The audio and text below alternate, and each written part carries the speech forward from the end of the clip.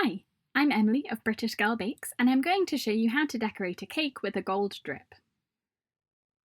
I'm starting by frosting my cake. This is a 4-inch cake, and I'm using my 4-minute buttercream frosting to give it a crumb coat and then a final coat of frosting. I'm going to press sprinkles into the base of the cake, and I'm going to do that as soon as I frosted the cake, while the frosting is still sticky. I'm pressing a handful of sprinkles into the base of the cake, going in a ring around the cake, and any sprinkles that don't stick onto the cake fall down onto the cake board.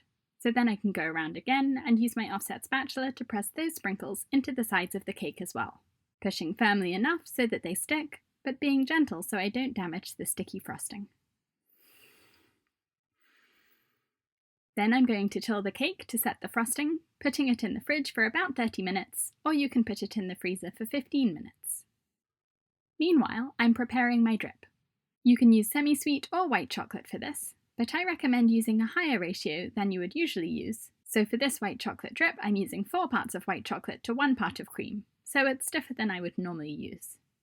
This is 2 tablespoons of cream and half a cup of white chocolate chips. This is heavy cream, or double cream.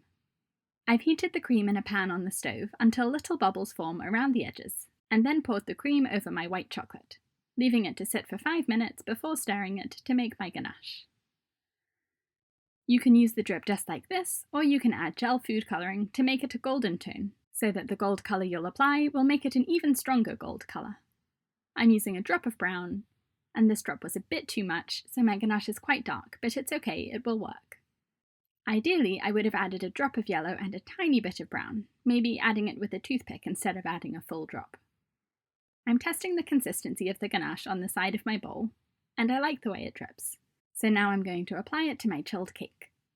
I'm using a Ziploc bag to apply this drip, and I'm snipping off a tiny corner of the bag to make a hole as wide as I want my drips to be. I'm squeezing out my first drip as a test, waiting to see how it looks, and I like it, so I'm going to continue, moving my hand around the outer rim of the cake and pulling my hand out slightly over the edge of the cake wherever I want there to be a drip. I like to use a turntable for this, so I can hold my hand still as I spin the turntable, because my hands are shaky and I'm less likely to wobble off the cake unintentionally this way. You can also use a condiment bottle or a spoon to apply this drip. When I've gone all the way around the cake, I'm pouring some more ganache on top of the cake and using an offset spatula to spread the ganache around on top, going right up to the edge of the cake to meet the ganache of the drips. Before painting the drips gold, I'm going to chill the cake again for at least 30 minutes so that the ganache sets and gets hard enough to hold its shape when I paint it. If you're enjoying this tutorial, please click the thumbs up button. To make my gold paint, I'm using edible gold lustre dust, about a teaspoon. And this is a little palette, but you could use a bowl or a plate or whatever you have.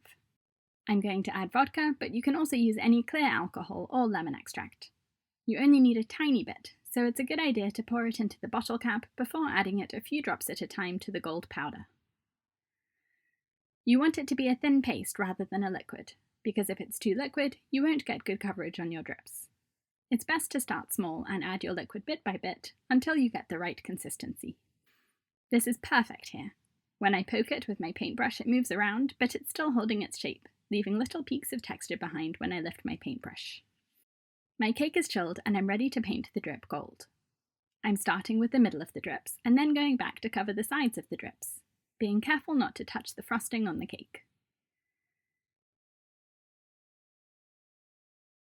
If you get gold paint on the frosting, you can brush it off with a clean wet paintbrush, and since the frosting is chilled, you won't damage it.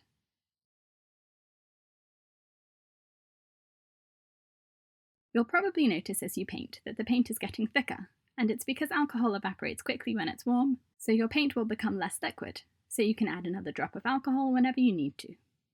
I cover drips in much more detail in my online course, 10 Cake Decorating Techniques, and you can click the link in the screen or in the description below to sign up.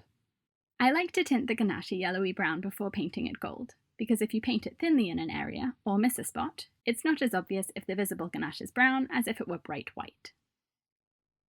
Here's an example of what your drip will look like if your gold paint is too thin. I'm painting these drips with a pre-mixed bottle of gold sheen, and it's definitely too thin. You can see the white drip through the paint, and the coverage is very blotchy, even after painting over it a few times.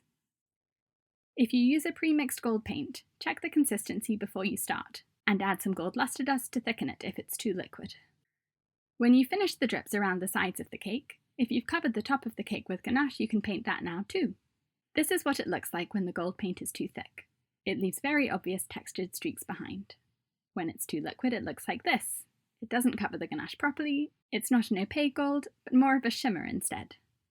This is what the right consistency looks like. It's thick enough to cover the colour of the ganache underneath, but it's also easily brushable, so you can paint it on easily. I'm using a bigger paintbrush for this because I don't need to be as precise as I apply it, and using a bigger brush gives me more coverage, so it's quicker to apply the gold. Now I'm touching up a few spots on the cake where the gold colour isn't as strong. When the gold paint is this consistency, you can layer the paint to get even better coverage. If the gold is too liquid, you have to wait for each coat to dry before applying another coat, because the liquidy gold pulls off any existing gold paint. And there it is! Now you can add any finishing touches. I'm scattering on a few sprinkles, which is best to do once the gold paint is dried, so that you don't smudge any paint with bouncing sprinkles.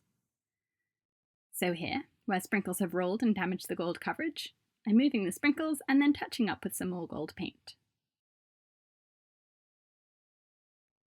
The drip will stay gold in the fridge, but if you freeze it, make sure you wrap it in at least 2 layers of cling film or saran wrap to protect it, and it will keep its sheen. Thanks for watching! Subscribe to my channel for new cake decorating tutorials every week.